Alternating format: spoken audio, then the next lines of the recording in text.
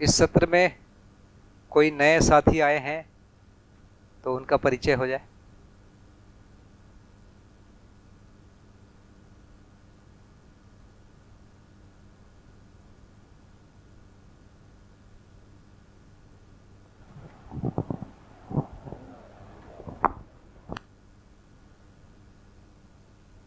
तीन नए साथी आए हैं।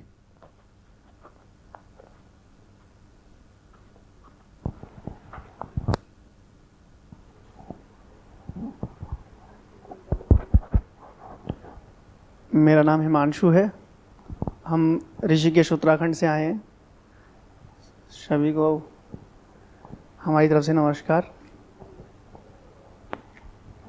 सभी को नमस्ते। मेरा नाम शालिनी है और मैं अपने पति और बच्चे के साथ आई हूँ इधर, और इसका नाम हमने अभ्युदय रखा है।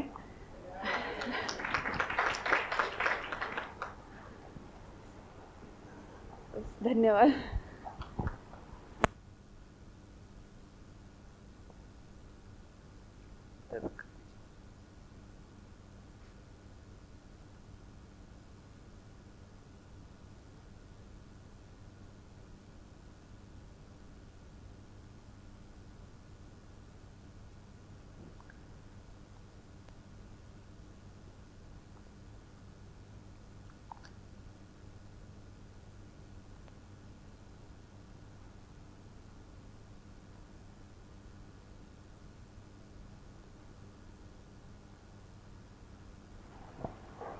हेलो, थोड़ा सा आगे बढ़ेंगे। अर्ध जागृत वाला भाग हो गया। भैया चर्चा एक प्रश्न आ रहा है जी कि बुद्धि सम है क्योंकि आत्मा के प्रभाव में है। चित्त का जो स्थिति है उसमें भी कोई नेगेटिव चीज़ नहीं जाती है, वो भी सम ही है या सम जैसा है, वो ऐसा क्यों है? चित्त का आधा भाग चित्रण जिसमें कि सब नेगेटिव जा रहा है, चित्त का गति अलग टाइप का नेचर है, चित्त का स्थिति अलग टाइप का नेचर है।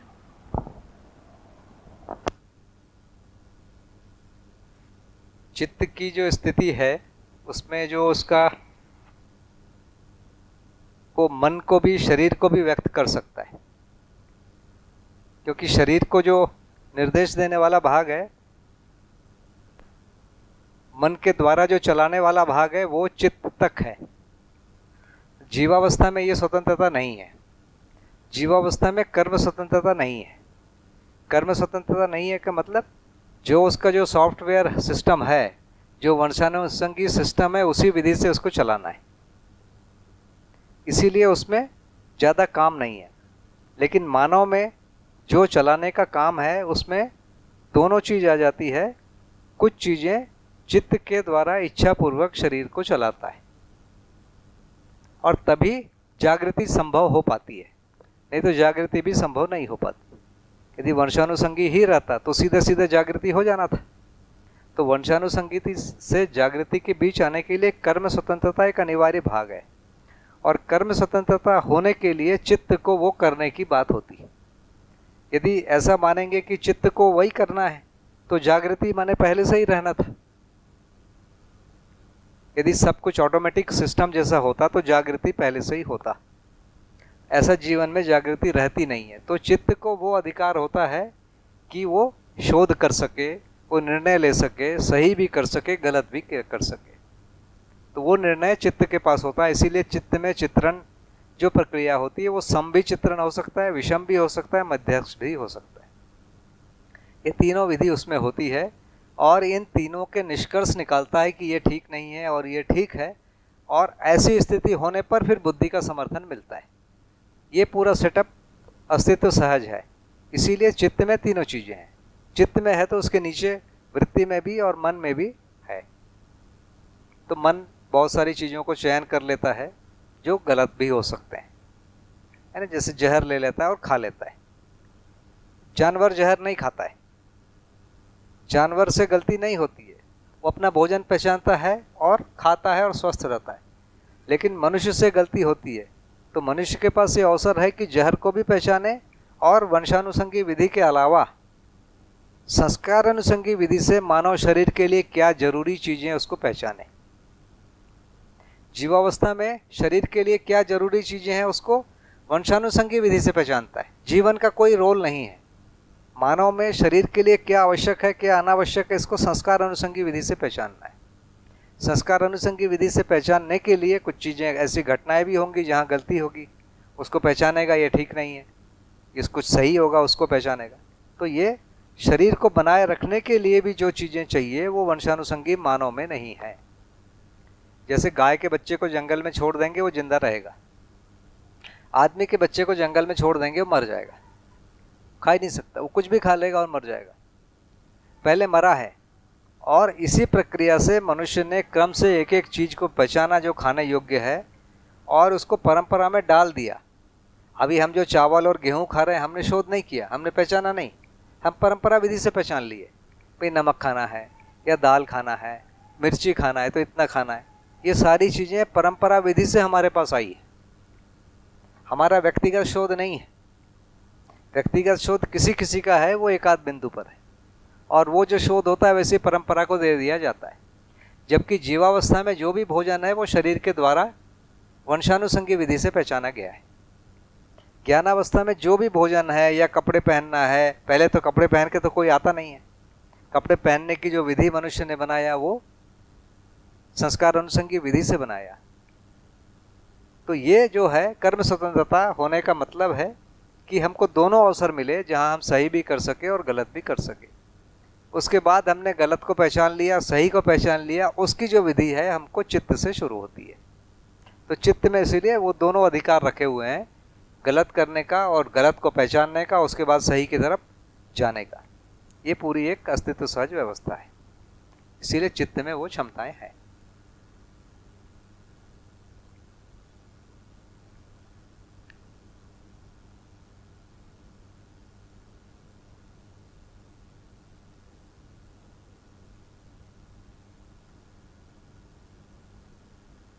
तो अब हम आगे जो जाएंगे, तीसरी जो विधि है जिसको हम बोल रहे हैं पूर्ण जागृत या जागृत, उसमें दोनों लिखा हुआ है जागृत और पूर्ण जागृत, अल्प जागृत, अर्ध जागृत और जागृति और पूर्ण जागृत, ये तीनों स्थितियां हैं। तो जिसको हम पूर्ण जागृत या जागृत कह रहे हैं उसका क्या मतलब है, वहां बुद्धि का प्रत्यावर्तन हो गया।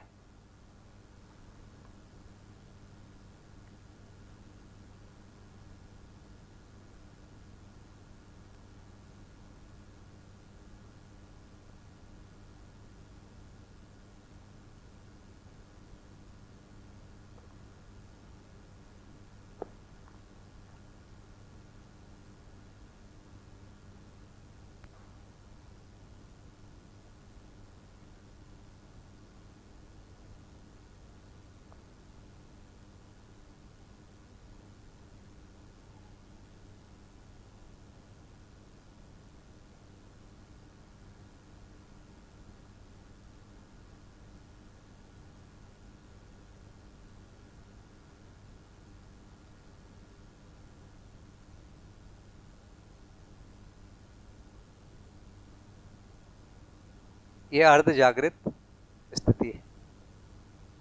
अर्ध जागृत के बाद तो जागृत की स्थिति आती है, उसमें चित्त का प्रत्यावर्तन हो जाता है।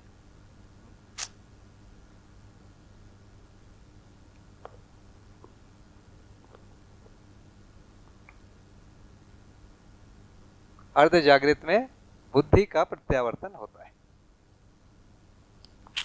फिर से बार बार गलती हो गई। अर्ध जागृत में चित्त का प्रत्यावर्तन हो जाता है और जागृत में बुद्धि का प्रत्यावर्तन हो जाता है। बुद्धि के प्रत्यावर्तन का नाम बोध है। तो बुद्धि का जैसे ही प्रत्यावर्तन होता है उसी समय आत्मा का भी प्रत्यावर्तन हो जाता है।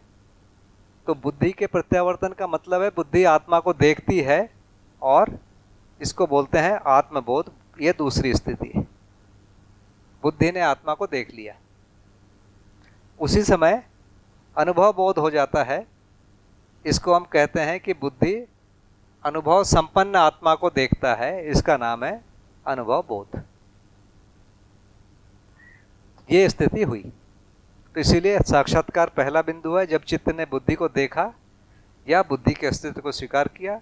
उसके बाद जब दूसरा स्थिति होता है, ये जागृत स्थिति में होती है, बुद्धि का प्रत्यावर्तन होता है और बुद्धि आत्मा को पहचानती है। उसी समय तीसरी स्थिति होती है कि बुद्धि उस आत्मा को देखता है जिसको अनुभव हो गया है। इसका अर्थ है कि आत्मा का भी प्रत्यावर्तन हो गया है। ये तीसरी स्थिति है जिसको जागृत कह रहे हैं।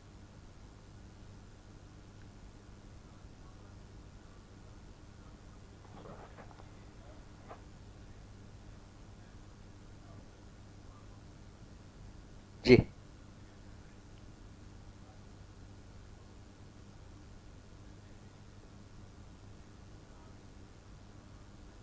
नहीं, आत्मा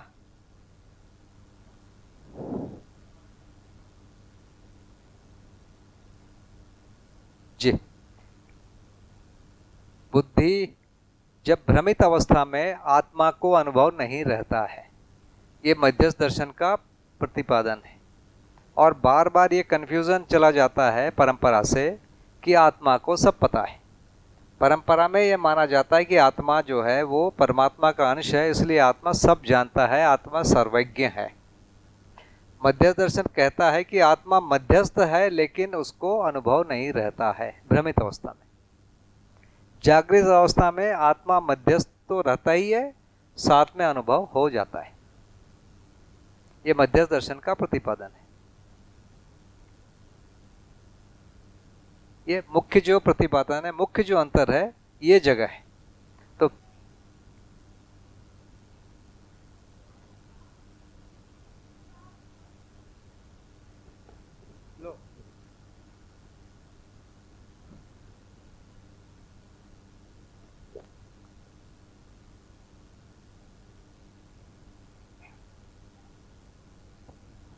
मैं ये पूछ रही हूँ कि अगर बुद्धि को बोध हो गया तो फिर उसके बुद्धि में तो फिर सच्चाई ही जाती है ना। चित्त में न्याय धर्म सत्य की जो बात कही है, प्रिय हित लाभ की बजाय न्याय धर्म सत्य की जब बात होती है तब बुद्धि में बोध होता है, साक्षात्कार और अवधारणा के बाद। तो जब बुद्धि में बोध जब है तो फिर वहाँ उसके बाद आत्मा का कैसे वो गलत ठहराया जाएगा? आत्मा पर बुद्धि के बाद तो सच्चाई ही आगे जाएगी ना जी। फिर आत्मा की अभी जो आपने बात कही वो कैसे हो सकती है? गलत कैसे हो सकता है? भ्रम कैसे हो सकता है? फिर भ्रमित अवस्था तो यहाँ तक बताई है ना, चित्रण तक। जी, प्रिय हित लाभ की दृष्टि में चित्रण तक बताई है। जी, जी। न्याय धर्म सत्य की दृष्टि में फिर आगे गई, फिर उसके बाद फिर तो भ्रमित अवस्था खत्म हो गई ना। यहाँ पर थोड़ा कंफ्यूजन है। अर्ध जागृत में चित्त का प्रत्यावर्तन हुआ, बुद्धि का प्रत्यावर्तन नहीं हुआ। चित्त का प्रत्यावर्तन हुआ तो बुद्धि का परावर्तन, जिसको संकल्प बोल रहे हैं, वो साथ में काम कर रहा है, जिसको अर्ध जागृत लिखा हुआ है। तो अर्ध जागृत में ये ऋतंभरा काम कर रहा है, इच्छा काम कर रहा है, विचार काम कर रहा है, आशा काम कर रहा है, जिसको लिखा है मन, बुद्धि, चित्त, वृत्ति और मन तंत्रित होते हैं। माने ये चारों जो हैं एक्टिव हैं। बुद्धि तंत्रित है माने बुद्धि का परावर्तन तंत्रित है, बुद्धि का प्रत्यावर्तन अभी नहीं एक्टिव हुआ है। इसको अर्ध जागृत बोल रहे हैं। इसको बहुत ध्यान देना पड़ेगा। बुद्धि का परावर्तन काम कर रहा है, बुद्धि का प्रत्यावर्तन अभी हुआ नहीं है। इसका नाम है अर्ध जागृत लिखा हुआ है ना। जागृत में क्या होता है? बुद्धि का प्रत्यावर्तन हो गया, एक स्थिति। तो इसमें दो स्थितियां एक साथ हो रही है। पहला जो है बुद्धि का प्रत्यावर्तन,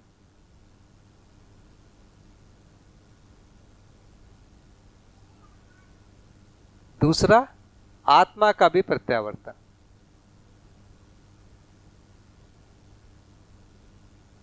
ये दोनों एक साथ, ये घटनाएं एक साथ हो रही है।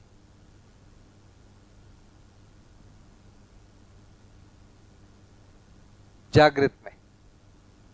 तो जागृत में जो नई चीज क्या हुई? बुद्धि का प्रत्यावर्तन हुआ और आत्मा का प्रत्यावर्तन हुआ। तो बुद्धि के प्रत्यावर्तन का मतलब है आत्मबोध। बुद्धि के प्रत्यावर्तन का मतलब है आत्मबोध हुआ। आत्मा का प्रत्यावर्तन का मतलब है अनुभव हुआ।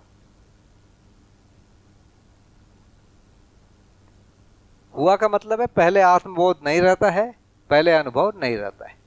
अपन यदि मान ले थोड़ी देर के लिए आत्मा को अनुभव रहता है, पहले से ही मान लिया जाए थोड़ी देर के लिए कि आत्मा को अनुभव पहले से ही रहता है भ्रमित अवस्था में, मतलब आत्मा का प्रत्यावर्तन रहता है और आत्मा का परावर्तन नहीं रहता है।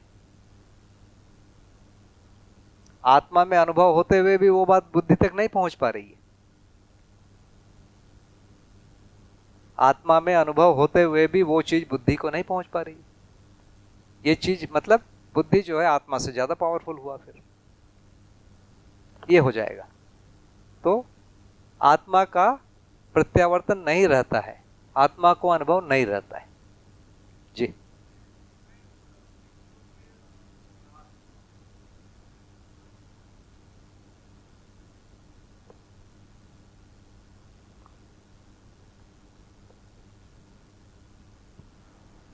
हम जो बोलते हैं कि बुद्धि के अंदर में बोध पहले से समाया नहीं है, वो तो हम कहते हैं उसमें बस इस प्रकार का है कि वो सही को स्वीकार लेता है, पर वो हिसाब से देखने में आया था कि नहीं, वो आत्मा उसका दृष्टा है, आत्मा से ही ये समविधि आ रही है। तो इसमें बुद्धि यानी ये 4.5 क्रिया है, तो बुद्धि वो रोक ही रहा है कि जब तक ये भ्रम में रहेगा, यानी ऐसी कल्पना नहीं हो सकती क्या? इसमें थोड़ा और डाउट हो रहा है। आत्मा मध्यस्थ है, हाँ, बुद्धि सम है। तो सम तो बुद्धि का अपना क्षेत्र है। तो बुद्धि का जब परावर्तन हो रहा है ये वाली जगह पर, तो सम आ गया, मध्यस्थ नहीं आया। मध्यस्थ तब होगा जब बुद्धि आत्मा को पाएगी। मध्यस्थ के लिए जो स्रोत है वो आत्मा है, बुद्धि स्रोत नहीं है। तो बुद्धि जब आत्मा को पहचानेगी, मध्यस्थ क्रिया को पहचानेगी, तब मध्यस्थ आएगा, उसके पहले मध्यस्थ आएगा ही नहीं। आत्मा तो मध्यस्थ है ही ना पहले से। वो हाँ, वो तो है ही, यानी निरंतरता तो है ही। वो है, हम वो यहाँ पहचाने नहीं या आ ना रहा है। पहचाने, वो है, वो यहाँ नहीं आ रहा है। तो उसका मतलब तो आत्मा में ऑलरेडी अनुभव है ही, उसका मतलब तो वही हुआ ना। मध्यस्थ है तो वो नहीं, मध्यस्थ और अनुभव दो भिन्न चीजें हैं। मध्यस्थ भिन्न चीज है, अनुभव भिन्न चीज। भ्रमित अवस्था में बुद्धि मध्यस्थ है, आत्मा मध्यस्थ है, लेकिन अनुभव नहीं है। मध्यस्थ यानी निरंतरता हुआ एक, तो वो भी आत्मा भी सम हो गया ना इसमें। तो भ्रमित अवस्था में, भ्रमित अवस्था माने दोनों, अजागृत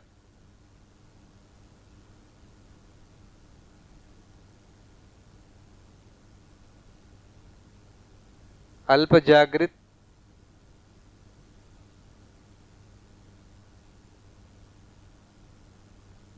अर्ध जागृत, इसको भ्रमित अवस्था कह रहे हैं। मैंने जागृत नहीं हुआ है। इस अवस्था में आत्मा मध्यस्थ है, अनुभव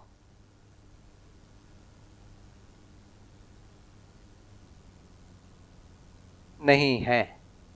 ये बात मध्यस्थ दर्शन का बहुत स्पेशल प्रतिपादन है। अजागृत में भी आत्मा मध्यस्थ है, लेकिन मध्यस्थ का प्रभाव बुद्धि में या बुद्धि का प्रभाव चित्त में नहीं आ रहा है। मध्यस्थ है, लेकिन उसका प्रभाव बुद्धि स्वीकार ही नहीं कर पा रहा है। बुद्धि आत्म विमुख होने के कारण इस प्रभाव को स्वीकार नहीं कर पा रहा है। चित्त भी बुद्धि से विमुख होने के कारण चित्त बुद्धि के प्रभाव को नहीं स्वीकार कर पा रहा है। ये चीजें हैं। तो आत्मा मध्यस्थ है, लेकिन इसका जो प्रभाव है बुद्धि नहीं स्वीकार कर पा रही है, क्योंकि बुद्धि में आत्मबोध नहीं है या प्रत्यावर्तन क्रिया नहीं है। वैसे ही बुद्धि में सम होते हुए भी बुद्धि को चित्त स्वीकार नहीं रहा है। क्यों नहीं स्वीकार रहा है? चित्त भ्रमित है, चित्त बुद्धि की तरफ प्रत्यावर्तित नहीं हुआ है। इसीलिए बुद्धि में सम होते हुए भी वो सम चित्त में नहीं आया। चित्त में नहीं आया तो फिर वृत्ति में भी नहीं आया और मन में भी नहीं आया, इसलिए व्यवहार में भी नहीं आया। तो ये एक बहुत महत्वपूर्ण चीज है। भ्रमित अवस्था में आत्मा मध्यस्थ है, अनुभव नहीं है। इसको फिर से लिख सकते हैं कि बुद्धि सम है और बढ़िया,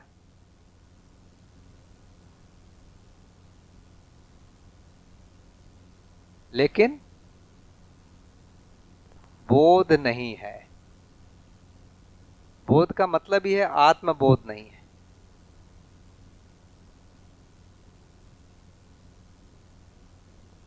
बुद्धि को बोध नहीं है माने आत्मबोध नहीं है। जब भी बोध की बात हो रही इसका मतलब है आत्मबोध या मध्यस्थ क्रिया का बोध नहीं है।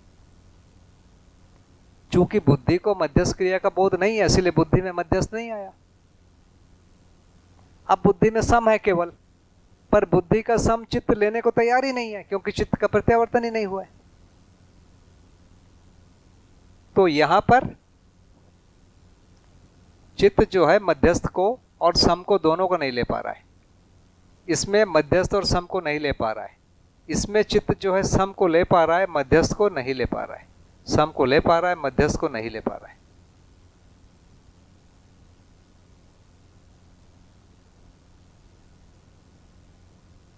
ये इसका पूरा डायग्राम बन रहा है।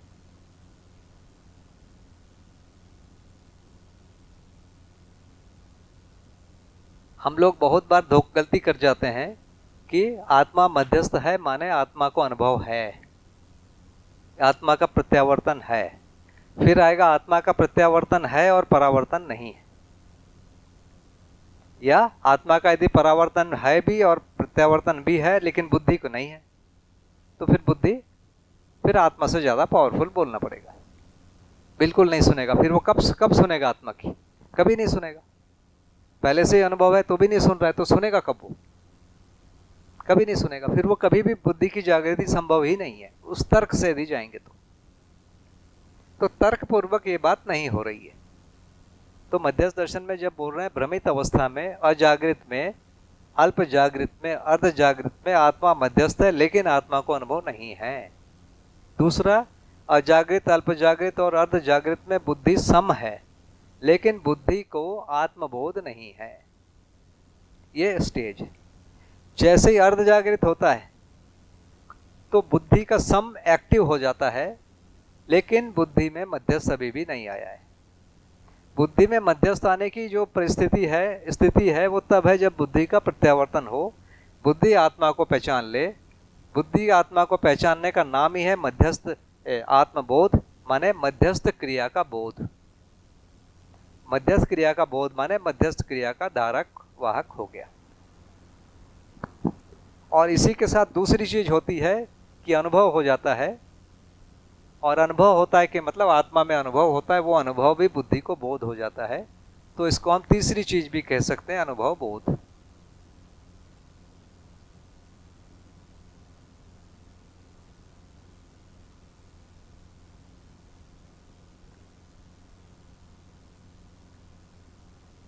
जी अब बताइए।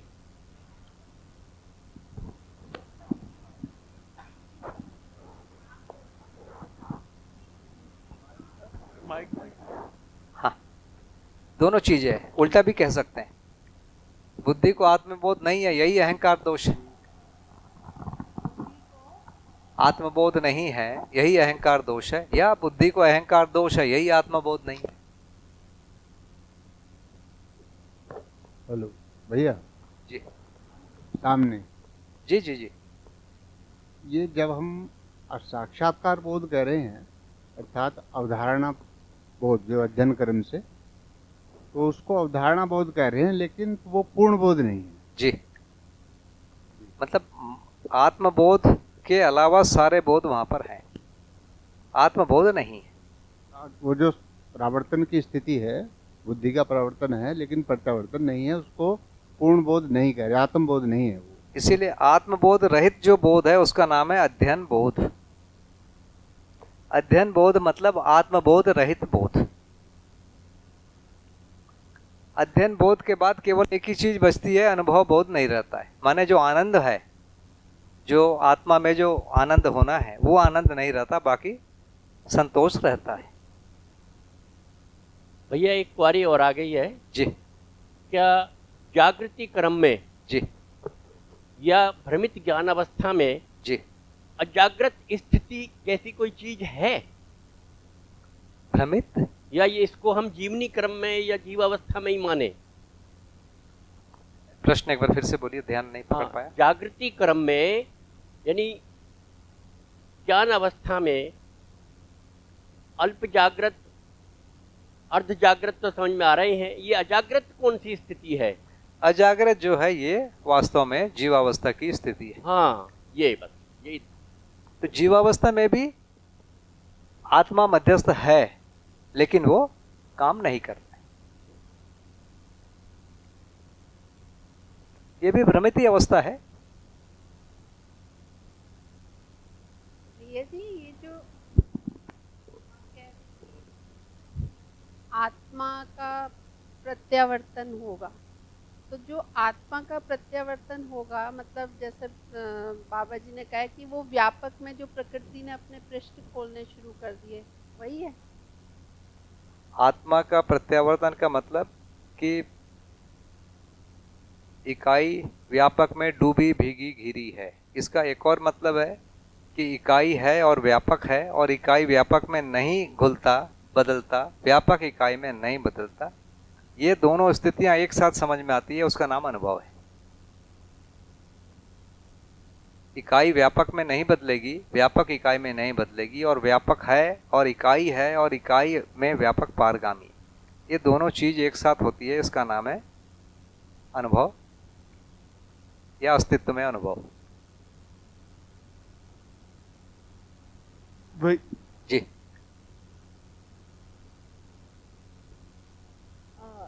बुद्धि में अभी अहंकार की बात हुई कि अहंकार दोष के कारण जो है वो आत्मा विमुख हो जाती है। ऐसे कौन से और दोष हैं जिसकी वजह से वो आत्मा विमुख रहती है?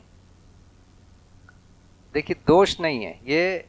जैसे ही जीवन शरीर को चलाने आता है, वो बिना अनुभव वाला जीवन आता है, बिना बोध वाला जीवन आता है, बिना साक्षात्कार वाला जीवन आता है।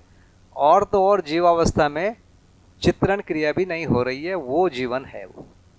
तो जीवन का जो जागृति स्टार्ट होता है, पहले बाहरी परिवेश मन का होता है, फिर वृत्ति का होता है, फिर चित्त का होता है, फिर बुद्धि का होता है, फिर आत्मा का होता है। इस क्रम से जीवन में जागृति आती है। तो जीवावस्था में थोड़ा सा भाग हो जाता है, उसके बाद वो मानव शरीर को चलाने आता है। तो मानव शरीर को जब चलाने आता है तो मुख्य रूप से आशा विचार इच्छा काम करने लगती है, तब मानव शरीर को चलाने आता है। उससे कम में मानव शरीर नहीं है। जीवावस्था में इच्छाएं नहीं है, एक प्रकार से कह रहे हैं। उसी को कह रहे हैं कर्म स्वतंत्रता और कल्पनाशीलता नहीं है। अब आप थ्योरेटिकली बात करेंगे बिल्कुल नहीं है, तो इसका उत्तर यह है कि शरीर को चलाने के लिए जितनी कल्पनाशीलता चाहिए उतनी है, उससे अधिक नहीं है। शरीर और उसकी परंपरा को चलाने के लिए जो थोड़े बहुत विचार की जरूरत है उतना है। जीवन की तृप्ति के लिए जो चाहिए कल्पनाशीलता, वो उसमें नहीं है। देखिए, बंदर हमसे पहले इस धरती पर आया, लेकिन हमको शर्म आ गई, उनको नहीं आई, अभी तक नंगा घूमता है। क्या बोलेंगे? हमको मानव को शर्म आई ना, उसने कपड़े पहने। बंदर को अभी तक नहीं आया है और कभी भी नहीं आएगा। बंदर के हाथ पैर ऐसे हैं कि वो कपड़े पहन सकता है, कम से कम छाल तो लपेट सकता है, पर उसमें वो सेंस ही नहीं आया कि मैं नंगा हूं। ये शर्म की बात है। मानव में आ गया। तो ये जो चीज है, ये मानव में कोई बड़ी विशेषता है जो जीवावस्था में नहीं आ रही।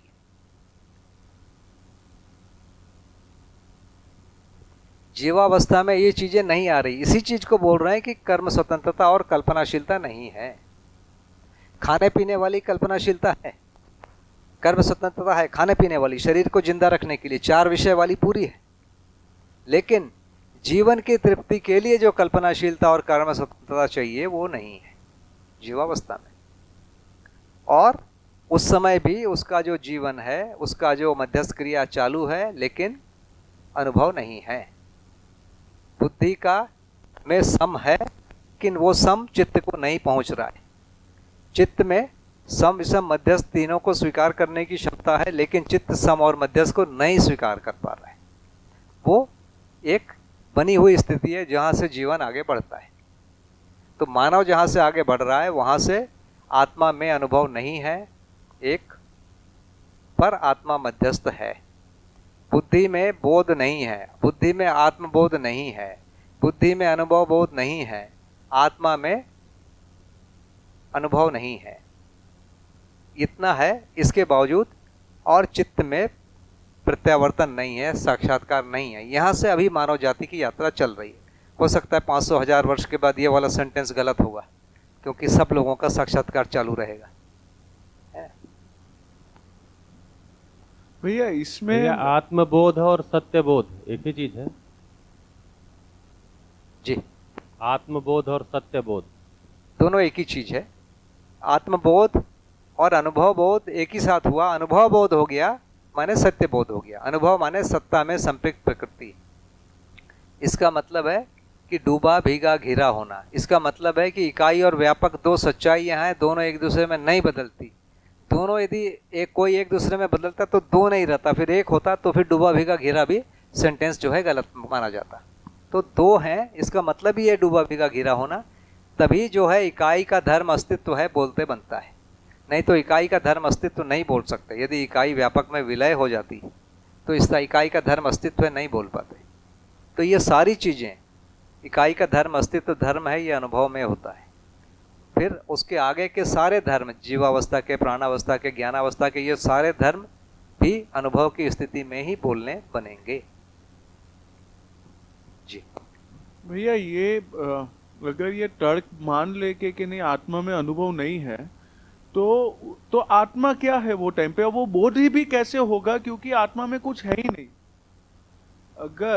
अगर आत्मा में अनुभव नहीं है तो आत्मा में क्या है? भ्रमित अवस्था। भ्रमित अवस्था में क्या है? देखिए, कुल मिला के जैसे एक हम परमाणु को तोड़ देते हैं तो उस परमाणु अंश में क्या है?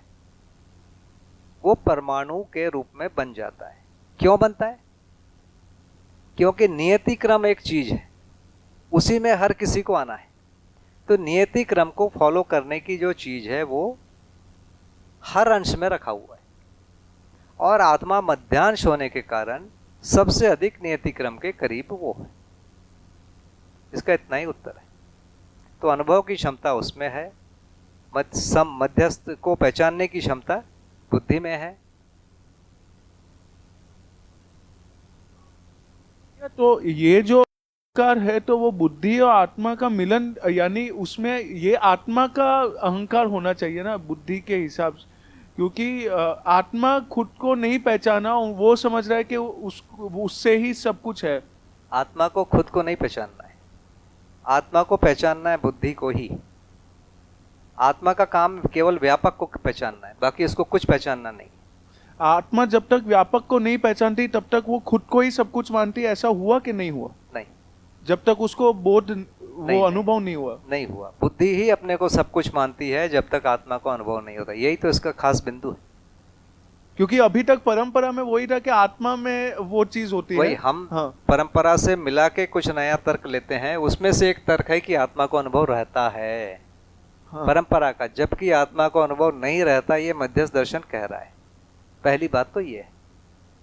और दूसरी वाली बात अभी आप जो बोले कि अहंकार जो है आत्मा को होना था, अहंकार आत्मा को नहीं होता है, बुद्धि को होता है। भैया एक परमाणविक स्वरूप में मध्यस्थ के रूप में आत्मा उसको परमाणविक स्वरूप बनाए रखे हुए है, इसका वो तो कोई एक प्रभाव है ही। तो अनुभव प्राप्त आत्मा का प्रभाव और उससे पहले के प्रभाव में क्या अंतर है फिर? वो तो जो पहले वाला प्रभाव है वो तो रहेगा ही, कुछ एक्स्ट्रा जोड़ेगा ना। तो उस प्रभाव जैसे मैं क्लास 2 पास हुआ, हाँ। उसके बाद क्लास 3 पास हुआ, तो क्लास 2 वाला तो रहेगा ही, प्लस कुछ जुड़ा, तो मेरे पास जो है वो तो रहेगा ही पहले से ही। उतना प्रभाव है ही उसका, मतलब हाँ, उसके गठन को बनाए रखने वाला प्रभाव तो है ही है, 100% है। इतना तो पहचान रहे हैं अंश एक दूसरे को। इसके पहले जड़ में ही गठन को बनाए रखने वाला प्रभाव है। इधर भैया जी, जीव चेतना से मानव चेतना में जब परिवर्तन होता है तो वो न्याय धर्म सत्य की दृष्टि के बाद होता है या आत्मा में अनुभव के बाद होता है? मानव चेतना में परिवर्तन आत्मा में अनुभव के बाद ही होता है, व्यापक में अनुभव के बाद ही होता है। सत्य की दृष्टि के बाद क्या होता है? न्याय, जैसे कहते हैं कि न्याय, जैसे प्रियत लाभ से न्याय धर्म सत्य की दृष्टि बनती है तो मानव चेतना का कुछ हो जाता है, उसकी दृष्टि बदल जाती है, उसका अर्ध जागृत में कभी कभी न्याय धर्म सत्य होता है, कभी कभी नहीं होता है। अर्ध जागृत में न्याय धर्म सत्य की पूरी क्षमता नहीं आती है, क्रम से वो आती है। पूरी क्षमता जागृत में ही आती। देखिए, एक और परंपरा से और इसमें अंतर है। परंपरा में अनुभव का मतलब है कार्यक्रम समाप्त। परंपरा में अनुभव हुआ माने सारे कार्यक्रम समाप्त, मोक्ष, अब कुछ नहीं करना है। यहां अनुभव होने के बाद फिर मानव के रूप में जीने का कार्यक्रम शुरू है। अनुभव के बाद यहां मानव पद शुरू हुआ, कार्यक्रम शुरू हुआ। अब देव मानव दिव्य मानव बचा हुआ है। यहां पर परंपरा में अनुभव हुआ माने सारे कार्यक्रम समाप्त, अब खत्म, विलय ही हो गया। ये अंतर है। दो प्रश्न भैया मुझे लग रहा है जी। एक तो मुझे आत्मा को किसका अनुभव होता है, यानी कि व्यापक का बोले या तो फिर सहअस्तित्व का बोले, क्या है? दूसरा एक ये लग रहा है कि आत्मा जो प्रमाण अनुभव बोध जो बोलते हैं, एक तो है आत्मबोध और दूसरा आपने बताया कि अनुभव बोध। तो अनुभव बोध के लिए क्या आत्मा को थोड़ा प्रमाणित होने के बाद अनुभव बोध होगा या तुरंत होगा वो? दूसरा वाला फिर से एक बार पूछ लीजिएगा, है ना? सुन तो लिया हूं।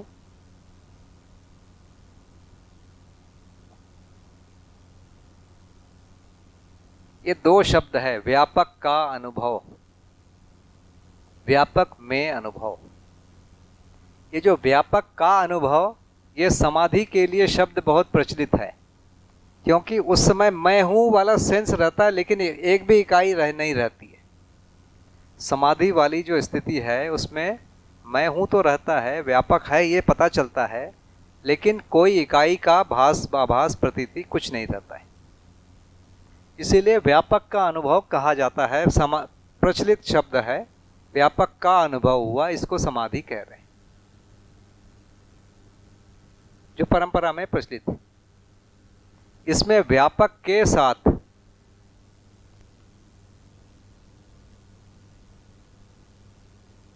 इकाइयों का, इकाइयों माने अनंत इकाइयों का अनुभव होता है।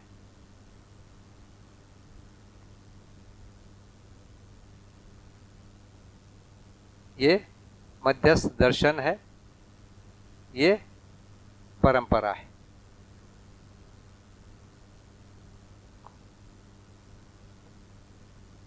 ठीक है। समाधि की स्थिति में मैं हूं रहता है, व्यापक रहता, इकाइयां रहती ही नहीं है। तो इकाइयों का कहां से कोई पहचान है? कुछ नहीं। यहां पर व्यापक और इकाइयां साथ साथ अनुभव में आती है, इसीलिए इसका नाम दिया अस्तित्व में अनुभव या सह अस्तित्व में अनुभव।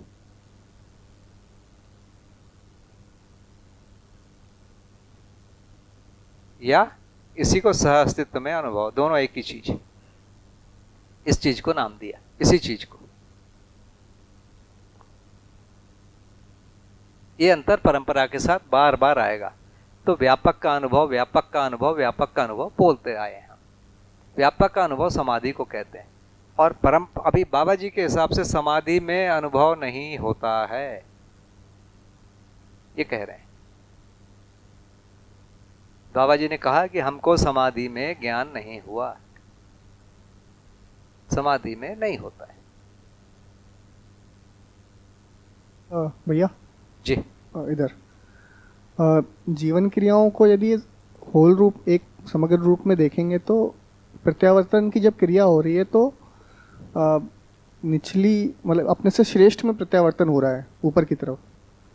तो जब आत्मा का प्रत्यावर्तन व्यापक में हो रहा है तो क्या आत्मा से श्रेष्ठ व्यापक को कहेंगे? श्रेष्ठ बोलना या सूक्ष्म बोलना?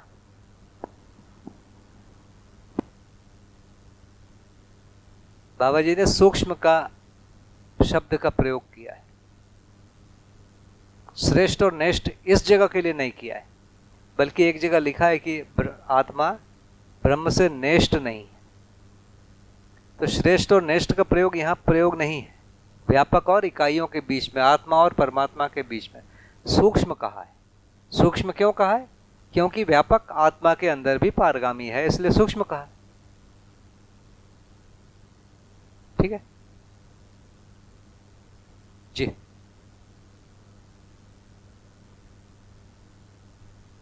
यहाँ लिखा है कि मध्यस्थ दर्शन में व्यापक के साथ इकाइयों का अनुभव, तो जो इकाइयां हैं उसमें जड़ और चैतन्य दोनों प्रकृति, दोनों चारों अवस्थाएं आ गई हैं जी।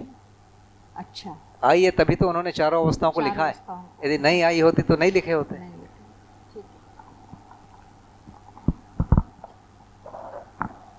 भैया भैया इस जी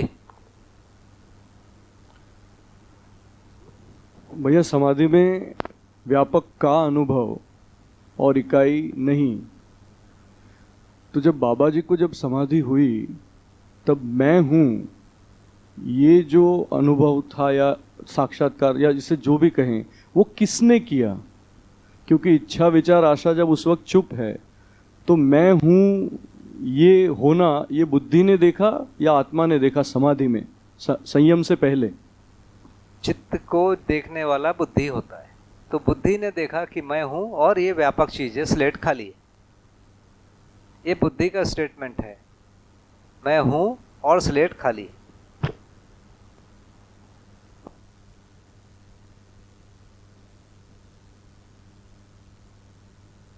और जागृति में मैं हूं और पूरा स्लेट भरा हुआ है सही क्रियाकलापों से, और मैं हूं तो ये जो बुद्धि बोल रहा है, ये बुद्धि अनुभव बोध सहित बोल रहा है। आत्मा है उसको भी पहचान रहा है, व्यापक है उसको भी पहचान रहा है, उसके साथ बुद्धि ही बोल रहा है। ये होता है भैया। तो एक इसमें जब हम अध्ययन बोध बोल रहे हैं और साक्षात्कार हो रहा है या फिर उस टाइम पे, तो बुद्धि को व्यापक के बारे में पता है, इसीलिए अध्ययन विधि से अध्ययन बोध हो रहा है। तो जो बुद्धि में अध्ययन बोध हुआ या बोध अवधारणा हुई, और आत्मा का सहअस्तित्व में, आत्मा का व्यापक में या सत्य में अनुभूत होने के बाद जो बुद्धि में आत्मबोध हुआ, इन दोनों में डिफरेंस क्या है? इन दोनों में वस्तु रूप में क्या है अलग? जो अध्ययन बोध में जो भी चीजें समझा वो सब सही चीजें समझा, लेकिन आनंद की जो अनुभूति है, जो तृप्ति का जो परम बिंदु है, वो नहीं है। आत्मा के प्रत्यावर्तन के बाद या आत्मा के साथ साथ बुद्धि के प्रत्यावर्तन के साथ वो जो परम तृप्ति का बिंदु है वो आ जाता है, जिसका नाम है आनंद। तो अध्ययन बोध और अनुभव बोध में इतना ही अंतर है। अध्ययन बोध में तृप्ति नहीं है, तृप्ति नहीं है मतलब है सुख शांति संतोष है, आनंद नहीं है। और अनुभव की स्थिति में सुख शांति संतोष और आनंद दोनों है, अनुभव बोध की स्थिति, ये अंतर है। तो समझ रूप में अगर हम देखते हैं तो कुछ मतलब क्योंकि बुद्धि में सम है, तो मध्यस्थ में होने की वजह से क्या चेंज आएगा ऐसा जिसकी वजह से आनंद आएगा, या कुछ एक्स्ट्रा कुछ समझ बन रही है वहाँ पे? व्यापक का अनुभव हुआ आत्मा को। देखिए अभी मैं व्यापक व्यापक बोल रहा हूँ, सुन रहे हैं ना आप सुबह से? तो ये मुझे व्यापक को अनुभव है, व्यापक का कि बोध है, या सुन लिया है मैंने? एकदम सीधी सीधी बात बोल रहा हूं। तो मानव कम से कम व्यापक को सुन लिया रहता है और दिन भर बोलता रहता है, व्यापक व्यापक आत्मा आत्मा बोलता रहता है। तो एक स्टेज ये भी होती है, ना उसको साक्षात्कार है व्यापक का, ना बोध है, ना अनुभव, कुछ नहीं है, लेकिन बोल रहा है। उसको क्या बोलेंगे फिर? उसमें क्या है? मानता है, फिर उसका कोई तर्क है। तो विश्लेषण चित्रण में कोई एक चीज सेट करके बैठा हुआ है, एक मानव की मिनिमम स्थिति, एक उससे भी मिनिमम है, ऐसा कुछ होता ही नहीं, बकवास करता है। एक वो भी स्टेज है ना। एक स्टेज है जो बोलता है कि व्यापक होता है, व्यापक होता है, आत्मा होता है, बोल रहा है, केवल सुन लिया है, बोलता रहता है। क्यों? हमारे गुरुजी बोलते हैं, इतने सारे लोग बोलते हैं, क्यों नहीं है? वैसा बोलता है। एक व्यक्ति उससे थोड़ा और आगे आभास पूर्वक, तर्क पूर्वक बताता है कि व्यापक ये है, देखो पारगामी है, ऐसा वैसा, वो तर्क देता है। तो क्या ये व्यापक को पहचान रहे हैं? नहीं पहचान रहे। व्यापक के कुछ चीज को बुद्धि, वृत्ति और चित्त जितना पहचान सकते उतना बोल रहा है। तो वैसे ही आत्मा को भी मैं आत्मा आत्मा बोल रहा हूं, पर आत्मा को पहचानना वास्तव में बुद्धि ही कर पाती है। वैसे ही व्यापक को पहचानना या अनुभव करना आत्मा ही कर पाता है, और वो जब कर पाता है तो उसको तृप्ति होती है। अभी हम बोल पा रहे हैं, कर तृप्त अनुभव नहीं कर पा रहे हैं, तो वो तृप्ति नहीं है, लेकिन बोल तो हम पा ही रहे हैं, मुंह है तो बोलेंगे ही, है ना। तो ये चीजें बची रहती है। बोलना एक भाग है, जो अनुभव होना एक दूसरा भाग है। तो साक्षात्कार होना माने चित्त ने बुद्धि को पहचाना, एक भाग है जो अभी मानव परंपरा में बचा हुआ है, बहुतायत लोगों को नहीं है। वैसे ही बुद्धि ने चित्त आत्मा को पहचाना और आत्मा ने व्यापक को पहचाना। ये तीनों भाषा के रूप में नहीं है, ये होने के रूप में है, ये बचा रहता है, ये उस कार्यक्रम में होता है। इसमें ऊपर व्यापक लिखा है आपने, जैसे वहाँ सहअस्तित्व में अनुभव और आत्मा के ऊपर व्यापक, वहाँ पे या तो व्यापक के साथ इकाई लिखना पड़ेगा। हाँ, व्यापक सब साथ, एक ही अनुभव सब साथ में रहता है। व्यापक तो उसके इसलिए लिखा है कि आत्मा ही उसको देखती है, बाकी बुद्धि अपने स्तर पर देखते रहती है, चित्त अपने स्तर पर देखता रहता है, वृत्ति अपने स्तर पर देखता रहता है। आत्मा शरीर को देखने नहीं जाती, शरीर को मन ही देखता है उस समय भी। जो अनुभव है आत्मा व्यापक का कर रही है, बुद्धि आत्मा का कर रहा है, चित्त बुद्धि का कर रहा है, वृत्ति मन का कर रहा है, मन वृत्ति का कर रहा है, ये सब साथ साथ होता है। उसी समय मन शरीर का दर्शन कर रहा है, वृत्ति मन का दर्शन कर रही है, चित्त वृत्ति का दर्शन कर रहा है, बुद्धि, ये सब एक साथ इतने सारे दर्शन और अनुभव होते रहते हैं। इसी को बाबा जी ने अनुभव समुच्चय लिखा है। माने आत्मा व्यापक में अनुभव करता है, बुद्धि आत्मा में, चित्त बुद्धि में, इस क्रम से पूरा अनुभव और दर्शन होता है। तो 5 अनुभव है और 5 दर्शन है। मन का एक, वृत्ति का एक, चित्त का एक, बुद्धि का एक, आत्मा, ये 5 अनुभव है। और दर्शन आत्मा बुद्धि का, बुद्धि चित्त का, चित्त वृत्ति का, वृत्ति मन का, मन शरीर का, ये 5 अनुभव और 5 दर्शन है। ये पूरा मिला हुआ है, इसको नाम दिया गया है जागृति। इसमें फिर बाकी जीवन को छोड़ के बाकी इकाइयों का अनुभव कहाँ हो रहा है? शरीर का जो कर रहा है वो मन ही कर रहा है ना, मन कर रहा है, माने बहुत सारी चीजों का कर रहा है साथ में, पदार्थ अवस्था को देख रहा है, प्राण अवस्था को देख रहा है, भोजन को देख रहा है, सब चीजों को देख रहा है। ये अनुभव के बाद में व्यापक का जो अनुभव है, इसमें बोलते हैं कि परावर्तन में जो अनुभव होता है तो मध्यस्थता के रूप में सभी क्रियाओं पर रहता है, बुद्धि पे भी, चित्त पे भी, वृत्ति पे भी, मन पे भी। तो उस समय मन जब देखता है, बाहर देखता है शरीर के माध्यम से जागृति की अवस्था में, तो वो इकाइयों के साथ साथ उस व्यापक को, जो आत्मा ने व्यापकता की अनुभूति की है, उसको मन के माध्यम से भी देख सकता है। ऐसा देखेगा तो आत्मा ही देखेगा उसको, उसके प्रभाव से मन भरा पड़ा रहेगा, मतलब तृप्त रहेगा। देखने वाला फिर वहाँ एक आत्मा ही होता है, चाहे वो शरीर के माध्यम से देखे। उसको देखना बोलो, शरीर के माध्यम से नहीं देखता आत्मा। आत्मा तो हर समय उसमें डूबा भीगा घिरा है, उसको देखता है वो। देखना माने अनुभव करना। हम देखना जनरली जो शब्द प्रयोग करते हैं कम विकसित का दर्शन के लिए करते हैं। तो ये जो ज्ञान की जो घटना है, जीवन ज्ञान, अस्तित्व दर्शन, मानवतापूर्ण आचरण ज्ञान, ये 5 जो बल और शक्तियां हैं एक साथ जब एक्टिव होते हैं, इसका नाम है। माने एक ही समय में आत्मा व्यापक का दर्शन कर रहा है, बुद्धि आत्मा का अनुभव कर रहा है, बुद्धि आत्मा का, चित्त बुद्धि का, वृत्ति चित्त का, मन वृत्ति का, ये अनुभव एक साथ होता है। उसी साथ साथ मन शरीर का दर्शन करता है, वृत्ति मन का दर्शन करता है, ये पूरे 5। तो ये 10 अनुभव और दर्शन एक साथ होते हैं, इसका नाम है सहअस्तित्व में अनुभव। भैया, आपको भास आभास और प्रतीति रहती है आत्मा की और व्यापक की? पता है ना, मैं तो सुबह से शाम तक बोल ही रहा हूँ आत्मा 100 बार। कुछ तो भास तो होगा ही, तब तो आत्मा बोल पा रहा हूँ। देखिए, भास तो अमानव को भी ब्रह्म का भास होता है, ये लिखा हुआ है अनुभव दर्शन में, यही रखी होगी, आप पढ़ लीजिए। तो मेरे को भी है वो। भास के बाद आभास है, तो आभास का मतलब हम तर्क पूर्वक चीजों को रख पा रहे हैं। तो हम लोग यहाँ तक तो करने में सक्षम हैं, ऐसा मानते हैं कि उसको हम तर्क पूर्वक रखें, जिसमें मनन करने के लिए एक अनुकूल वातावरण बनेगा। यहाँ तक के लिए हम अपनी मानते हैं कि अपनी क्षमता है। थोड़ी बहुत कमियां भी हो सकती है, लेकिन ये है। इसके ऊपर के लिए अभी एक आध चीज होती भी होगी किसी में, एक आध चीज किसी में नहीं भी होगी।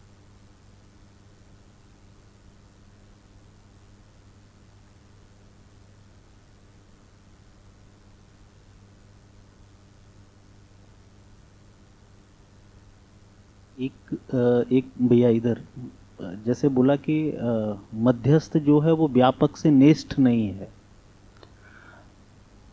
एक तरफ बोला कि आत्मा से सूक्ष्म होने के कारण उसको परमात्मा कहा गया। इन दोनों में समझ नहीं आया कि इसको मुझे एक मेरे मित्र ने समझाया था कि हम लोग इसको व्यापारी की भाषा में बोलते हैं। देखो, सोना को सोने से तुलना करो, चांदी को चांदी से करो। सोने और चांदी की तुलना नहीं होती है। तो वैसे ही जब आत्मा और व्यापक की बात होगी, वहाँ तुलना नहीं होगी। बुद्धि और आत्मा में तुलना होगी, बुद्धि और चित्त में होगी, तो इकाई के अलग अलग लेवल में तुलना होगी, उधर से तुलना ही नहीं होगी। इसीलिए वहाँ श्रेष्ठ और नेष्ठ वाला भाषा ठीक नहीं है। वहाँ पर सूक्ष्म वाला चलेगा।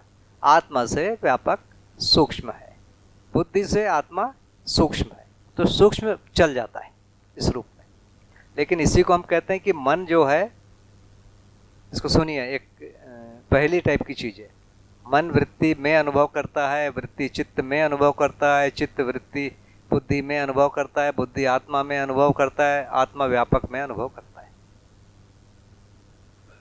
वैसे मन शरीर का दर्शन करता है, वृत्ति मन का दर्शन करता है, चित्त वृत्ति का दर्शन करता है, बुद्धि चित्त का दर्शन करता है, आत्मा बुद्धि का दर्शन करता है, व्यापक आत्मा का दर्शन नहीं करता है।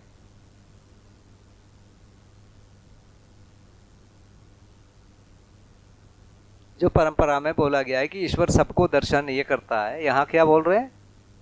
आत्मा व्यापक आत्मा का दर्शन नहीं करता है। कहीं इसमें लिखा नहीं है पर उसको मीनिंग वही है। हम जनरली वो मीनिंग ड्रॉ कर लेते हैं, लिखा नहीं है तो भी कि करता है। तो व्यापक आत्मा का दर्शन नहीं करता है। दर्शन क्षमता व्यापक में नहीं है, दर्शन क्षमता जीवन में है। जीवन के पांचों लेयर में अलग अलग प्रकार की दर्शन क्षमता है, अलग अलग अनुभव क्षमता है। भैया अभी मैं जो समझा हूँ मेरे को करेक्ट करना। जो जब समाधि होती है तो उसका मतलब है कि आशा इच्छा विचार बंद है तो चिंतन कुछ आता नहीं है। पर जब हम संयम से या अनुभव होते हैं तब हमारा पांच दरवाजे खुल जाते हैं। तो चिंतन में जो अनुभव होता है वो चिंतन के द्वारा हम ग्रहण कर पाते हैं, जो समाधि में नहीं कर पाते। ऐसा है? अनुभव चित्रण के द्वारा नहीं ग्रहण कर रहे हैं। अनुभव जो है आत्मा में हुआ, उसको बुद्धि ने ग्रहण किया, उसका नाम है आत्मबोध।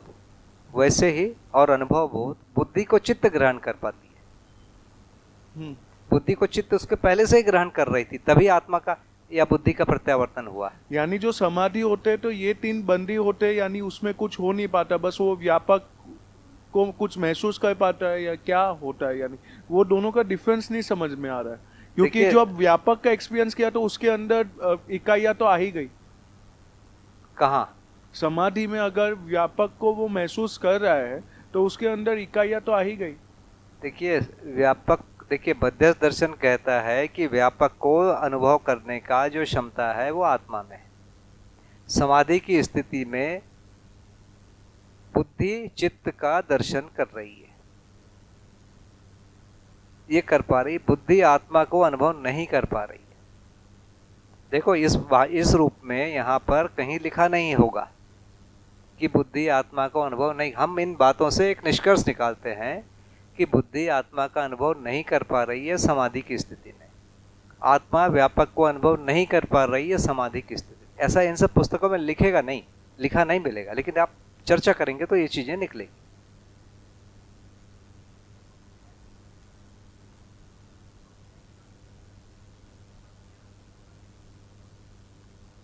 जोर से एक बार बोलिए।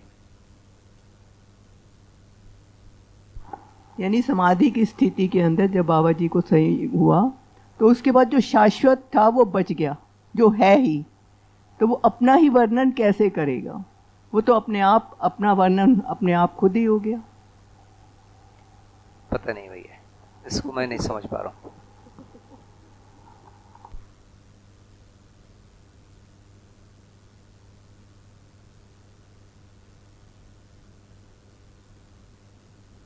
इसमें भैया, हाँ इधर मैं बोल सुन, इसमें जैसे व्यापक का आत्मा में, आत्मा का बुद्धि में, बुद्धि का चित्त में, चित्त का वृत्ति में, और फिर मन शरीर को देखा, तो जितना भी जो दर्शन हुआ बाबा जी को, वो सब शरीर के माध्यम से हुआ, या शरीर के अंदर जैसे एक तरह से बोलते ना कि यथा पिंडे से ब्रह्मांडे, तो वो सब पिंड में ही सब कुछ देखा। कुछ चीजें तो मन जो है शरीर के माध्यम से देखेगी, कुछ चीजें वृत्ति मन में देखेगी, कुछ चीजें वैसे ये सब देखेगी, सबको अलग अलग दिखता है ना। सब मिला के जीवन दृष्टा है बोल रहे हैं, जीवन ही दृष्टा है, जीवन ही करता है, जीवन ही भोगता है। आत्मा को दृष्टा नहीं बोल रहे हैं अकेले। आत्मा, बुद्धि, चित्त, वृत्ति, मन, पांचों 5 लेवल के दृष्टा हैं, पांचों 5 लेवल के भोक्ता हैं, और कर्ता भी हैं, ये पांचों 5 लेवल के।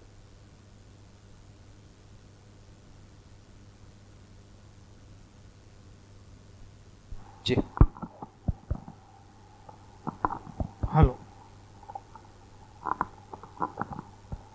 हेलो, हाँ, अभी हम ऐसा बोल रहे हैं कि बुद्धि को आत्मा का अनुभव, बुद्धि को आत्मा का अनुभव हुआ और उसी क्षण आत्मा को व्यापक का अनुभव हुआ। तो इसका मतलब ऐसा निकालना है कि बुद्धि जब भी आत्मा को देखेगी तो अनुभव संपन्न ही देखेगी। जी हाँ, बिल्कुल सटीक अनुभव, बिल्कुल सही आपने निकाल दिया। और दूसरा, अनुभव के बाद जैसे प्रत्यावर्तन में क्रमशः जाता है, तो परावर्तन में ये क्रमशः ही देखेगा या आत्मा सब बुद्धि को डायरेक्ट देखेगा? आत्मा डायरेक्ट केवल बुद्धि को देखेगा। अच्छा, क्रमशः ही आएगा, परावर्तन में क्रमशः ही आएगा। बुद्धि डायरेक्ट चित्त को देखेगा, बुद्धि वृत्ति को नहीं देखेगा, आत्मा वृत्ति को नहीं देखेगा। ऐसा क्रम से आएगा और उसी क्षण हो जाएगा, यहां तक उसी क्षण हो जाएगा। भैया जी, ये पांचों दृष्टा हैं, पांचों भोक्ता हैं, पांचों अपने अपने लेवल के दृष्टा और भोक्ता हैं, पांचों अपने अपने लेवल के कर्ता भी हैं।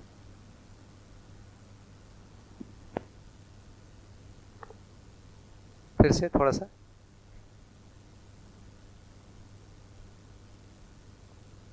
पांचों अपने अपने लेवल के दृष्टा हैं और पांचों अपने अपने लेवल के भोक्ता भी हैं। तो ये कर्ता के बारे में क्या है? ये चारों तो कर्ता है ही हैं। नीचे बुद्धि से नीचे वाले चारों, बुद्धि सहित, बुद्धि, वृत्ति, चित्त, ये सब कर्ता है। आत्मा का कर्ता जैसा चीज नहीं है, पर कर्ता के समर्थन में है। बुद्धि कुछ करने की जगह पर है तो उसके समर्थन में, तो समर्थन भी कृत कारित अनुमोदित भेद से कर्ता ही कहलाएगा। भैया इधर, अभी जैसे भैया ने बोला कि बुद्धि के साथ में सीधा आत्मा का बोध हुआ तो अनुभव भी हो गया, तो आपने अभी उनको, राहुल भैया को बोला कि आनंद नहीं आ रहा है जब तक बुद्धि को आत्मा का बोध है, और आत्मा का जब तक बोध व्यापक से नहीं होता तभी आनंद आएगा। तो ये जब साथ में ही हो रहा है तो फिर आनंद की जगह तो बनी हुई है। थोड़ा सा चूक हो गया सुनने में। चित्त का प्रत्यावर्तन जब होगा तब अध्ययन बोध होगा, अध्ययन बोध में आनंद नहीं रहेगा। इसके बाद जैसे ही बुद्धि का प्रत्यावर्तन होगा उसी समय आनंद आ जाएगा, क्योंकि उसी समय आत्मा को आत्मा में अनुभव आ जाएगा, तो वो उसी समय आ जाएगा। सुनने में थोड़ा ये हो गया, ये दोनों एक साथ है, ऊपर के दोनों बुद्धि और आत्मा का प्रत्यावर्तन एक ही साथ है। आनंद तो बोध और अनुभव के बीच में है ना, बुद्धि और आत्मा के बीच में आएगा ना आनंद। आनंद आएगा, आत्मा में परमानंद आएगा। फिर जैसे आत्मा व्यापक में अनुभव होगी तो परमानंद और आनंद दोनों विलय हो गया, बड़े मूल्य में लघु मूल्य समा गया। हाँ, पर अभी आप जो बोल रहे हैं कि साक्षात्कार के बाद जब बुद्धि में हो रहा है तब तो संतोष ही है। हाँ, तो चित्त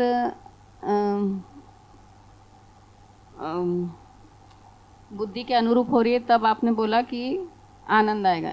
थोड़ा सा कंफ्यूज, फिर से बोलिए प्लीज। चित्त बुद्धि के अनुरूप होगा तो संतोष आएगा। इसके नीचे चले जाते हैं तो वृत्ति चित्त के अनुसार होगी तो शांति आएगी। इसके नीचे मन वृत्ति के अनुसार होगा तो सुख आएगा। वैसे बुद्धि आत्मा के अनुसार होगी तो आनंद होगा। बुद्धि आत्मा के अनुसार कब होगी? जब आत्म बोध होगा, माने बुद्धि का प्रत्यावर्तन होगा। तो वही क्षण तो अनुभव भी हो रहा है। हाँ, उसी क्षण आत्मा का भी प्रत्यावर्तन हो रहा है, उसको परमानंद बोला। तो परमानंद और आनंद एक ही साथ हो रहा है, इसीलिए कभी कभी उसको परमानंद बोल रहे हैं, कभी कभी उसको आनंद बोल रहे हैं, क्योंकि दोनों एक दूसरे मतलब एक में लघु मूल्य गुरु में विलय हो गया। इसलिए उसको बार बार अलग अलग बोलने की जरूरत नहीं है। ये मान के आनंद बोल रहे हैं तो भी परमानंद है, या परमानंद बोल रहे हैं तो भी आनंद है। परमानंद मतलब क्या? शब्दों में अगर समझें तो परमानंद मतलब क्या? ये शब्द नहीं है।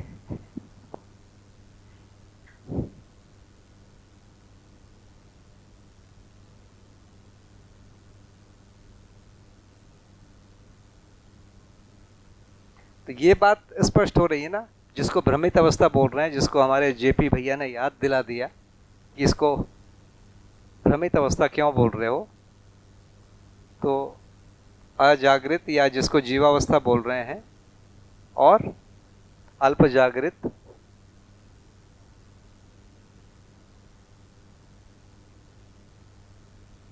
में आत्मा मध्यस्थ है किंतु अनुभव नहीं है, बुद्धि सम है किंतु बुद्धि में बोध नहीं है। ये मध्यस्थ दर्शन का एक बड़ा स्पेशल प्रतिपादन है, जिससे बार बार हम लोग कहीं ना कहीं चूक करके इसको हम परंपरा में मिला देते हैं।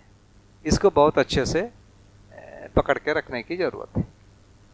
भैया यहाँ पे ये 46 पेज है ना, उसमें अपलावन चिदानंद शांति सुख बताया गया है। तो उसमें लिखा है कि सत्यानुभूत आत्मा का बुद्धि पर जो प्रभाव है वो अपलावन है। फिर चिदानंद के बारे में लिखा है कि सत्यानुभूत आत्मा का चित्त पर जो प्रभाव पड़ता है उसे आह्लाद या चिदानंद बोलते हैं। फिर शांति के बारे में सत्याभूत आत्मा का वृत्ति पर जो प्रभाव पड़ता है उसे उत्साह या शांति कहते हैं। और सत्याभूत आत्मा का मन पर जो प्रभाव पड़ता है उसे उल्लास या सुख कहते हैं। 46 और 47 ठीक है ना। तो संतोष चिदानंद को ब्रैकेट में संतोष भी लिखा है। तो मेरा क्वेश्चन ये है कि आत्मा फिर सीधा ये चित्त वृत्ति मन को देखता है या वाया वाया देखता है? वाया वाया वाया वाया देखता है। ठीक।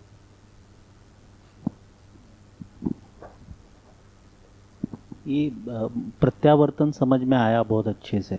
ये जब अनुभूति हो जाती है उसके बाद जो परावर्तन का प्रोसेस होता है वो थोड़ा सा और रख दीजिए। उसके पहले ही पूरा परावर्तन हो रहा है। आप देखिए अल्प जागृत में वहां से परावर्तन तो हो ही रहा है, उतना तो हो ही रहा है, माने उतना तो हो चुका है। वैसे उस समय भी आत्मा का प्रभाव बुद्धि पर रहता है, लेकिन बुद्धि उसको स्वीकार नहीं पाता है। इसी का नाम अहंकार है। लिखा हुआ है कि आत्मा और बुद्धि के बीच में आत्मा का ही वातावरण रहता है, ऐसा लिखा हुआ है, आगे आप पढ़ेंगे। लेकिन बुद्धि उसको स्वीकार नहीं पाता, इसी को अहंकार बोलते हैं। तो जैसे ही बुद्धि स्वीकार लिया तो परावर्तन तो पहले से रहता ही है, वो परावर्तन एक्टिव है ही है, उसके बाकी तो और एक्टिव है ही है पूरे।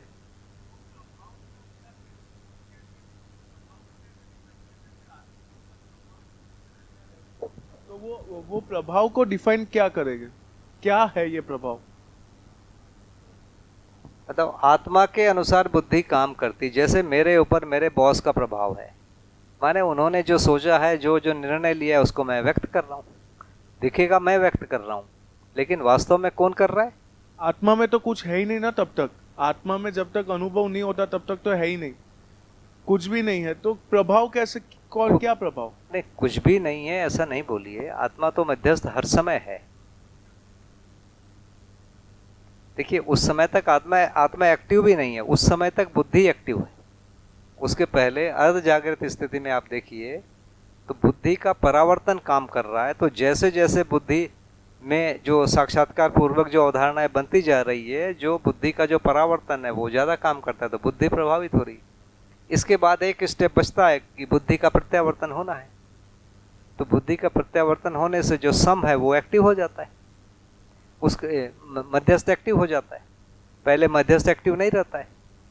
मध्यस्थ का मतलब सम चीज़ों को मध्यस्थ के तुलना में वो ज़्यादा महत्व दे देता है।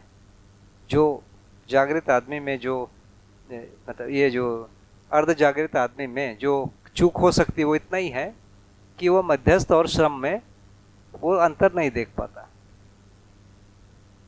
तो हो सकता है कभी मध्यस्थ से श्रम को ज़्यादा महत्व दे दे, पहचान ही नहीं पा रहा है तो क्या करेगा, ये हो सकता है।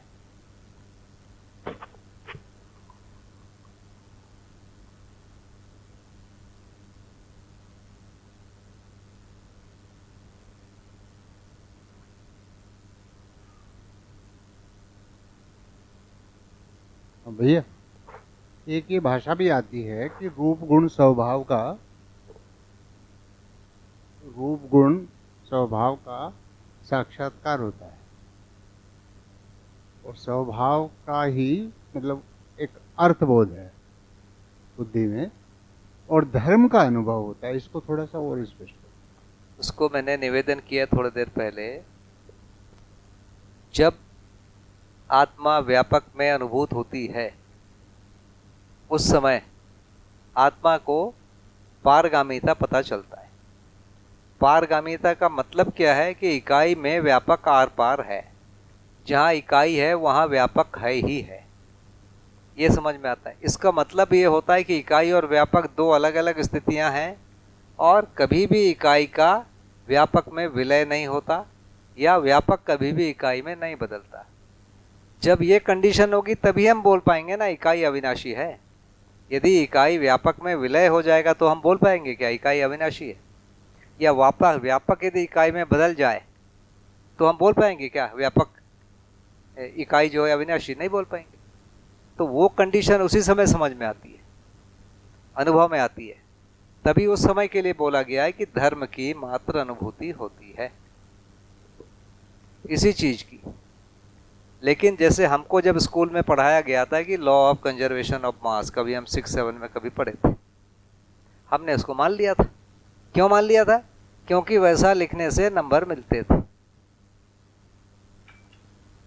सीधा सीधा क्यों माना था? हमको समझ में आना नहीं था, हमने मान लिया था। क्यों माना था? ऐसा लिखने पर 5 में 5 मिलता है। यदि इसके उल्टा लिखने पर 5 में 10 मिलता तो हम उल्टा लिखते। हमारा तो पक्का था कंसेप्ट, है ना। मेरे ख्याल से सभी का पक्का रहता है। तो इसका मतलब ये नहीं कि मुझे बोध हो गया था। Law of conservation of mass यही चीज़ है जिसको बोल रहे हैं, है ना। इकाई का नाश नहीं होता है, वही है। लेकिन हमको बोध नहीं था, हमको साक्षात्कार भी नहीं था, हमने मान लिया था। यदि हमको उल्टा बोलते, उल्टा बोलने से तुम 10 नंबर देंगे तो 10 दिखता, है ना, ये था। तो हमने केवल मान लिया था, और उस मानने के आधार पर तर्क करते थे। जैसे सुबह मैंने उदाहरण दिया कि वृत्ति में हम एक ऑब्जर्वेशन लेते हैं कि सूरज यहाँ है तो लाल है, सूरज वहाँ है तो सफ़ेद है, वहाँ है तो और सफ़ेद है, टेम्परेचर ज़्यादा है। और यदि कोई बोले नहीं सूरज को मैंने सिर के ऊपर देखा लाल है और काफ़ी ठंडक थी, तो हम बोलेंगे तुम पागल हो गए हो। क्योंकि हमारा जो टेस्टिंग करने के लिए हमारा जो बेस है वो वृत्ति का ऑब्जर्वेशन है। अब हम किसी की नहीं सुनेंगे। तो उस प्रकार के उसको मैंने बेस लाइन मान लिया, मैंने या हम सब लोगों ने, कि law of conservation of mass होता है, वो एक बेस लाइन है। उसके आधार पर अब तर्क करेंगे वो बेस लाइन सही है या गलत है, हमारे पास उसको जांचने का कोई आधार नहीं था।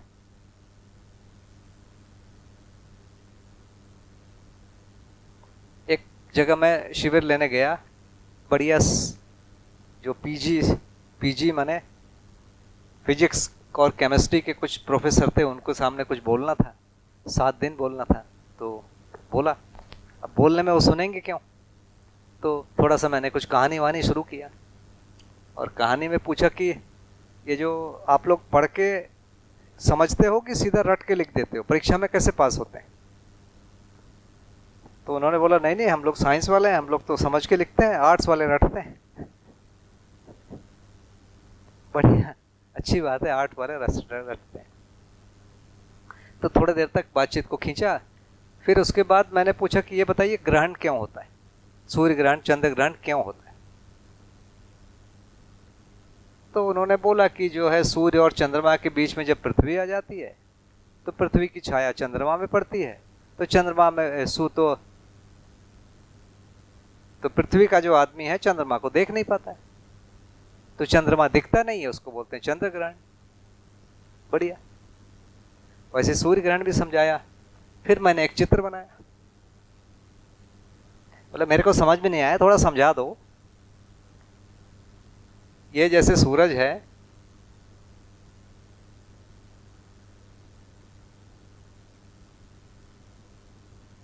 मान लो ये पृथ्वी सूरज के चारों तरफ घूम रही है और चंद्रमा इसके चारों तरफ घूम रहा है ना, ये चंद्रमा है।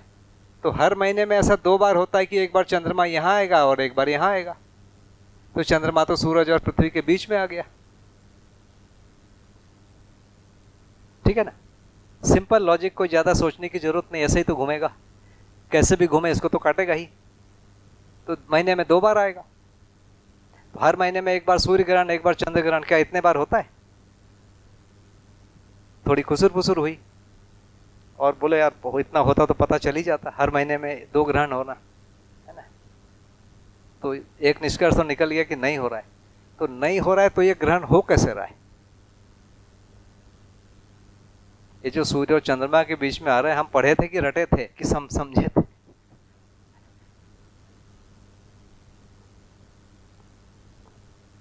जी हाँ। तो हमसे बोले तुम बताओ, मैं बोला भैया मैं तो क्लास 3 में रट लिया था।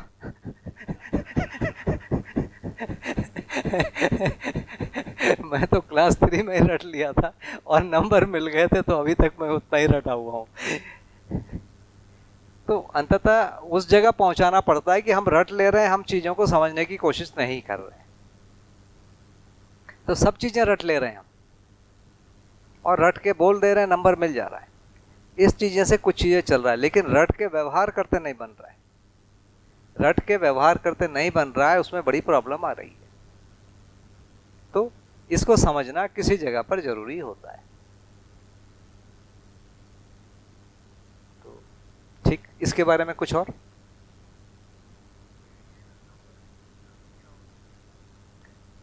दिल्ली में लोग भरे पड़े हैं इसको समझाने के लिए, है ना। अभी इंटरनेट में लिखिए, गूगल समझा देगा।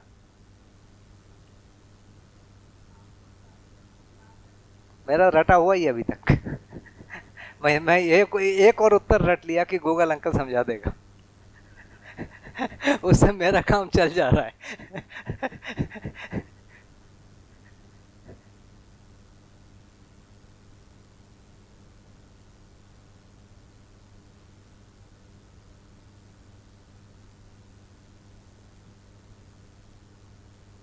भैया, आत्मबोध और आत्म अनुभूति, इसमें क्या अंतर है? शुद्ध शब्द तो आत्मबोध ही है। देखिए परंपरा में आत्म साक्षात्कार भी लिखा हुआ है, यदि आप पढ़ेंगे तो परंपरा की शब्दावली है ये, पर दर्शन में जो है आत्मबोध है और व्यापक में अनुभूति है। चित्त जब बुद्धि को पहचानता है उसके लिए साक्षात्कार शब्द लिखा हुआ है। चित्त का साक्षात्कार माने बुद्धि को देखना। तो चीज वही है। उन सबके लिए जो कॉमन शब्द है वो है प्रत्यावर्तन। कॉमन शब्द है प्रत्यावर्तन, और उसके लिए जो स्पेसिफिक शब्द बनाया गया, तो चित्त के लिए उसी का नाम साक्षात्कार कहा गया, बुद्धि के लिए उसी का नाम आत्मबोध कहलाया गया, आत्मा के लिए उसी प्रत्यावर्तन का नाम अस्तित्व में अनुभव कहा गया। ये सब प्रत्यावर्तन क्रिया है।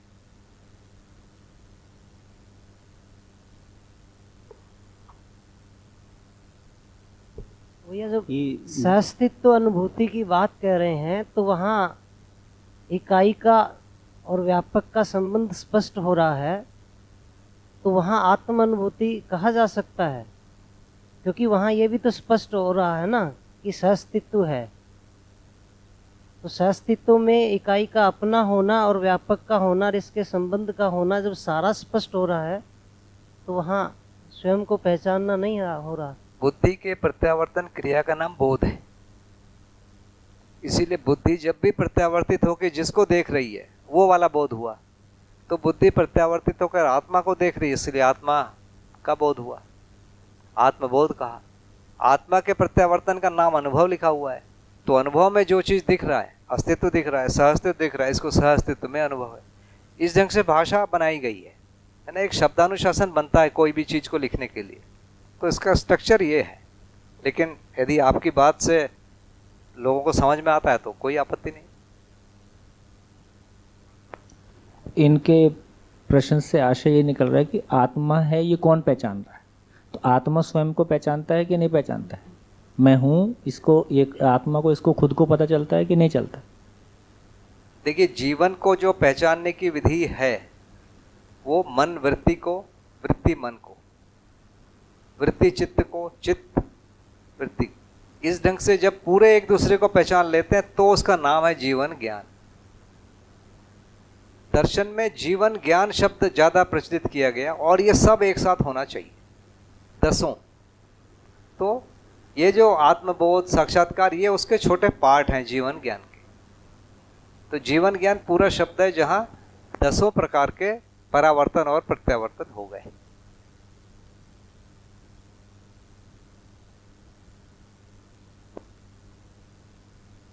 ये शब्दावली प्रचलित है भैया। अब जैसे मान लीजिए मैं चित्रण कर रहा हूं, मैंने कोई चित्रण किया, मेरा चित्रण गलत है, मुझे ही पता चल जाता है कि मेरा चित्रण गलत है। ये किसको पता चला?